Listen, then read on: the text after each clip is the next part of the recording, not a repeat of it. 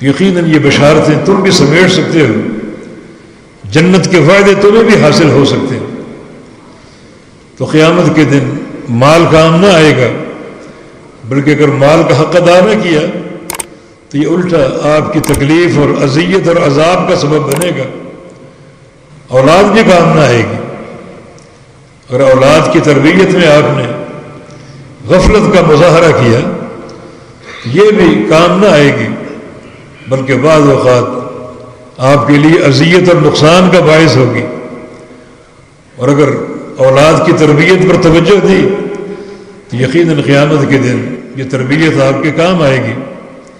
اللہ تعالیٰ کا فرمان ہے یوم یفر المرء من اخیہ وامہ وابیہ وصاحبتہ وبنیہ لکل امرئ منہم یومئذ شأن یغنیہ۔ اس دن تو ہر شخص بھاگے گا اپنے ماں باپ کو چھوڑ کر، بیوی بچوں کو چھوڑ کر، کسی کی نہ پرواہ ہوگی نہ توجہ ہوگی۔ یہ علائق سارے ٹوٹ جائیں گے، بیٹا باپ کو چھوڑ دے گا، باپ بیٹے کو چھوڑ دے گا، حال تک نہ پوچھ سکیں گے۔ یبصرونہم، دکھائی دیں گے سب، باپ بیٹے کو دیکھے گا، بیٹا باپ کو دیکھے گا، لیکن حال تک نہ پوچھ سکے گا، بات تک نہ کر سکے گا۔ لیکن اگر اسی اولاد کی تربیت پر توجہ ہو تو یقیناً یہ قیامت کے دن میدان محشر میں آپ کے ساتھ جمع ہوگی، آپ کے ساتھ کھڑی ہوگی، جس کی ایک دلیل حافظ قرآن کے ماں باپ۔ نبی علیہ السلام کی حدیث کے مطابق اللہ رب العزت جس بچے نے قرآن حفظ کیا اس کے ماں باپ کو قیامت کے دن ایک ایسا تاج پہنائے گا کہ چاند اور سورج اگر ایک کمرے میں بند کر دیے جائیں تو کتنا نور وہاں جمع ہو جائے گا، اس سے بھی زیادہ نور اس تاج کے اندر ہوگا۔ دنیا دیکھے گی کہ یہ خوش نصیب لوگ وہ ہیں جن کے بچے حافظ قرآن تھے، جن کے سینوں کو اللہ تعالیٰ نے قرآن یاد کرنے کی توفیق دے دی، تو اپنے والدین کے ساتھ کھڑے ہوں گے، والدین تاج پہنے ہوں گے۔ بلکہ نبی علیہ السلام کی حدیث ہے الماہر بالقرآن مع السفرۃ الکرام البررہ، کہ جو لوگ قرآن مہارت کے ساتھ پڑھتے ہیں، اتقان کے ساتھ، تجوید اور صحیح مخارج کے ساتھ، وہ قیامت کے دن اکیلے نہیں ہوں گے بلکہ فرشتوں کے ساتھ ہوں گے۔ تو یہ حافظ قرآن کی شان ہوگی، فرشتوں کے ساتھ، فرشتوں کی رفاقت، ماں باپ کے ساتھ کھڑے ہیں، سروں پر اللہ تعالیٰ کے پہنائے ہوئے تاج کے ساتھ، جس کا نور چمک رہا ہوگا، اور محشر کے سارے لوگ دیکھیں گے، رشک کریں گے کہ یہ کسی حافظ قرآن کے ماں باپ۔ اس دن شاید آپ سوچیں کہ کاش ہم نے اپنے بچوں کو بجائے دنیا کی تعلیم کی مہارت کے دین کی تعلیم دی ہوتی، قرآن پاک سے تعلق جوڑا ہوتا، حفظ قرآن کا موقع دیا ہوتا، یقیناً آج وہ کام آتا۔ لیکن آج یہ سوچ بڑی مفقود ہے، گمشدہ سوچ ہے، جس پر بہت کم لوگوں کو توفیق حاصل۔ ابراہیم علیہ السلام کی یہ دعا یوم لا ینفع مال ولا بنون، اس دن مال اور اولاد نفع نہیں دے گی۔ ہاں اگر مال و اولاد کا حق ادا کیا جائے یقیناً کارآمد ہوگا، نفع دے گا، لیکن اگر غفلت ہو اور غفلت کے پردے ہوں اور مال کا حق ادا نہ ہو، نہ تربیت اولاد پر توجہ ہو، تو پھر انتہائی نقصان ہوگا جس کی تلافی کی کوئی صورت نہ ہوئی۔ اور جو آخری آیت اس میں یوم آخرت کی کامیابی کے لیے ایک قاعدہ ابراہیم علیہ السلام نے بیان کر دیا، الا من اتى اللہ بقلب سلیم، نفع اس شخص کو ملے گا، اس شخص کو حاصل ہوگا جو اللہ تعالیٰ کے پاس آئے قلب سلیم کے ساتھ، ایک ایسے دل کے ساتھ جو سلیم ہو، تو قلب سلیم والا ہی کامیاب ہوگا۔ اس کا معنی یہ ہے کہ آج اپنی زندگی میں زیادہ توجہ اپنے دل پر دو، اپنے قلب پر دو، کہ جو قلب سلیم لائے گا وہی نفع اٹھائے گا اور وہی کامیاب ہوگا، اور یقیناً اس کی آخرت جو ہے وہ نعمتوں میں گزرے گی، روز افزوں اس کی نعمتیں بڑھتی جائیں گی، اس کے چہرے کا نور بڑھتا جائے گا، اور اللہ رب العزت اس کے لیے انتہائی عمدہ سے عمدہ نعمتیں، اور سب سے بڑھ کر اللہ تعالیٰ کا دیدار اسے حاصل ہوگا اگر قلب سلیم ہے، اور اگر قلب سلیم نہیں ہے تو یہ انتہائی نقصان دہ ہوگا۔ سب سے پہلے یہ قاعدہ ذہن میں رکھو کہ دل کے ایک ایک گوشے کو اللہ تعالیٰ جانتا ہے، اور اس سے کوئی چیز پوشیدہ نہیں ہے۔ انسان کا دل کیا ہے، دل میں کیا سوچ ہے، کیا افکار ہیں، کیا عقائد ہیں اور کیا فکر ہے، اللہ تعالیٰ ایک ایک گوشے سے آگاہ ہے، اس سے کوئی چیز پوشیدہ نہیں ہے۔ نبی علیہ السلام کی حدیث بھی ہے جو بار بار پیش کی جاتی ہے کہ ان اللہ لا ينظر الى صوركم ولا الى اموالكم ولا الى اجسامكم ولكن ينظر الى قلوبكم واعمالكم۔ اللہ رب العزت تمہاری شکل و صورت نہیں دیکھتا، نہ تمہارے جسم دیکھتا ہے، نہ تمہارا مال دیکھتا ہے، البتہ وہ تمہارے دلوں کو دیکھتا ہے، اور دلوں کے بعد اعمال کو دیکھتا ہے۔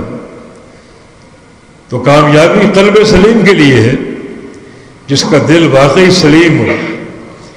قلب سلیم کے لیے دو بنیادیں ہیں، قلب سلیم پیدا کرنے کے لیے اور قلب سلیم حاصل کرنے کے لیے۔ ایک بنیاد یہ ہے کہ اس دل کو پاک صاف کیا جائے ہر آلودگی سے، کفر کی آلودگی، شرک کی آلودگی، بدعت کی آلودگی، گناہوں کی آلودگی، معصیتیں، ان سے پاک صاف کرنا یہ ضروری ہے قلب سلیم کے لیے۔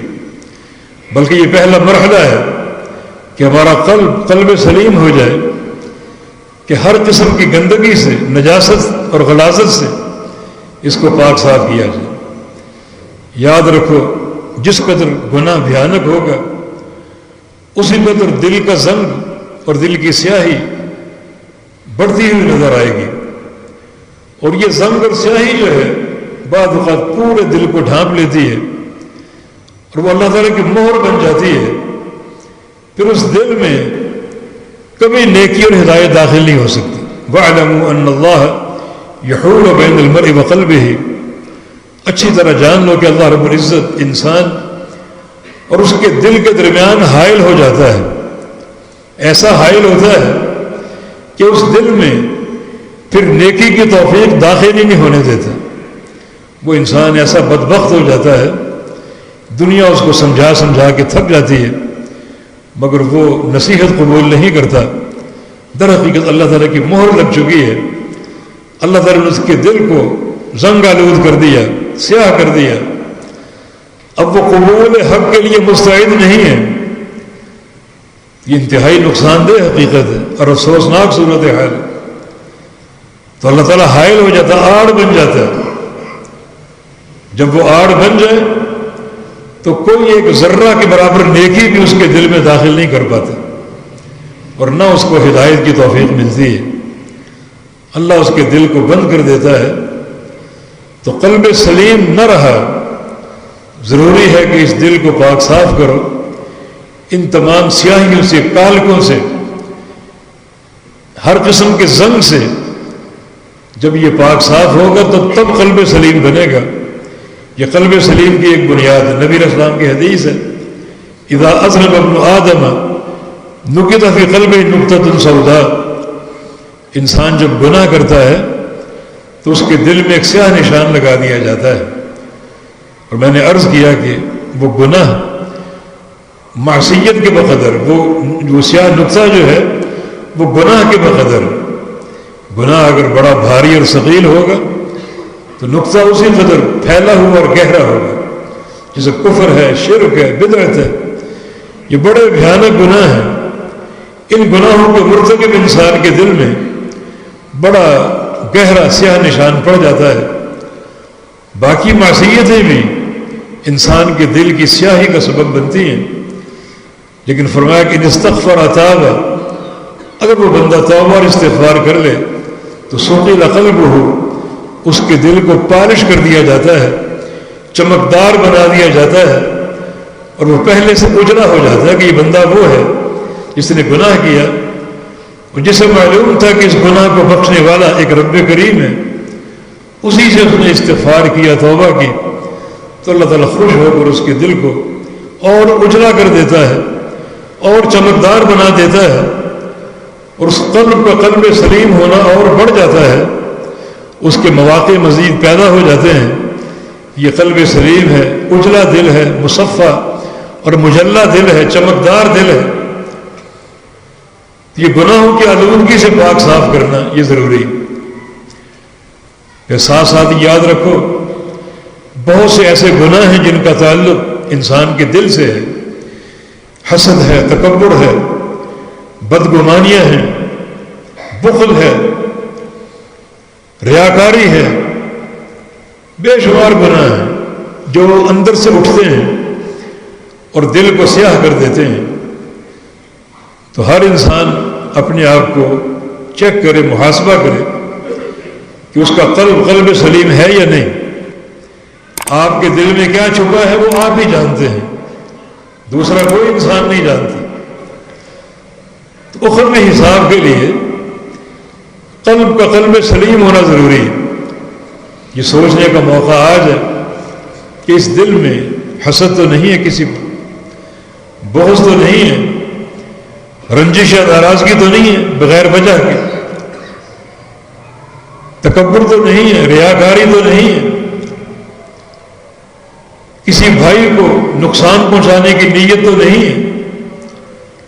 یہ تمام عوارض یہ امراض قلبی ہیں، اور قلب سلیم تبھی ہوگا جب ان سارے امراض سے ہم بچیں گے، اور اگر ہیں تو توبہ کر لیں گے، استغفار کرتے رہیں گے۔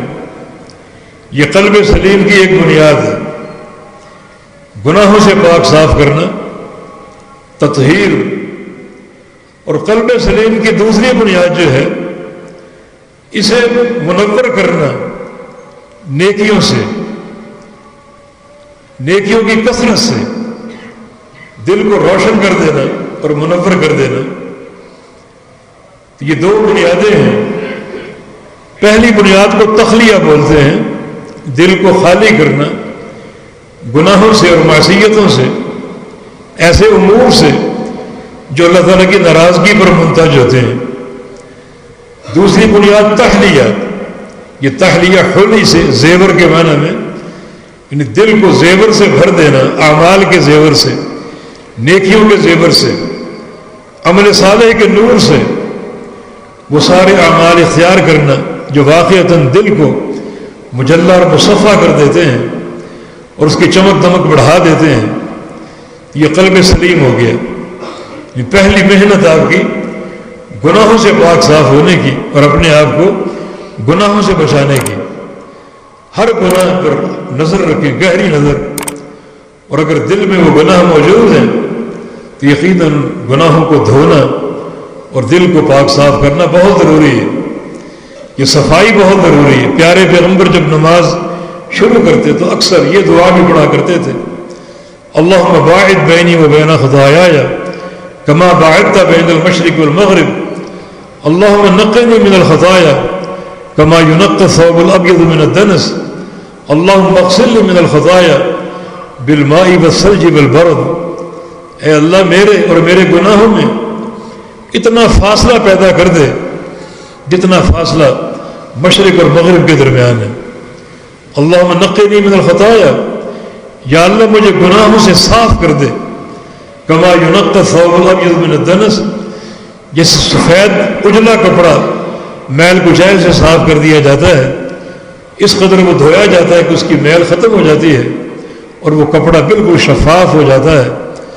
اللہم اغسلنی من الخطایا بالماء والثلج والبرد، یا اللہ مجھے گناہوں سے گناہوں سے اس طرح دور کر دے کہ آسمان کا پانی اور برف اور اولوں کے ذریعے مجھے نہلا ڈال، اس قدر یہ آسمان کا پانی مجھ پر برسے، اس قدر یہ آسمان سے برف مجھ پر اترے اور اولے مجھ پر برسیں کہ وہ پانی میرے پورے وجود کو دھو ڈالیں اور مجھے بالکل پاک صاف کر دیں۔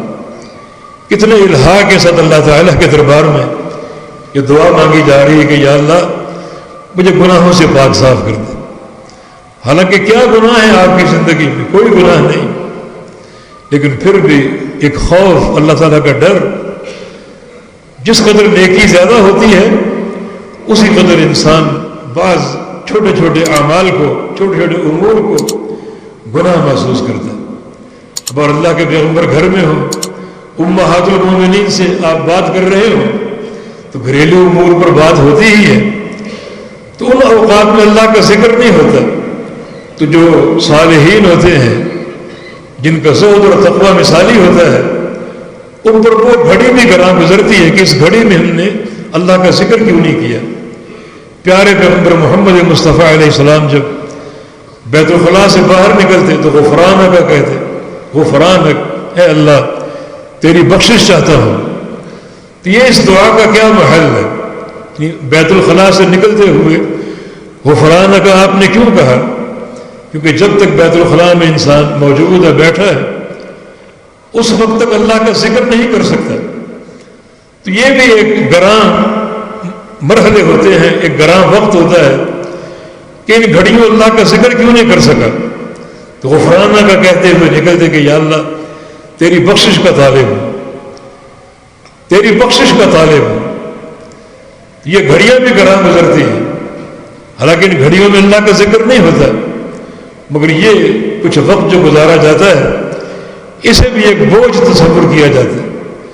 لا یزال لسان رب من ذکر اللہ، اللہ کے پیارے پیغمبر کی زبان ہمیشہ اللہ کے ذکر سے تر رہتی تھی، ہمیشہ اللہ کے ذکر سے تر رہتی تھی۔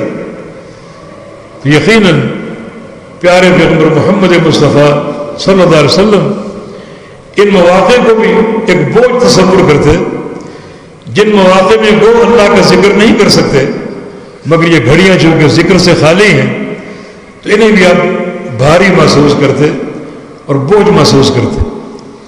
تو اس سے ہمیں اپنے نصب العین کا تعین کرنا چاہیے، کس قدر ہمیں ایک پورے انہماک کے ساتھ اور بھرپور توجہ کے ساتھ ان اعمال پر غور و فکر کرنے کی ضرورت ہے جو ہمارے قلب کی صفائی کا باعث بن جائے۔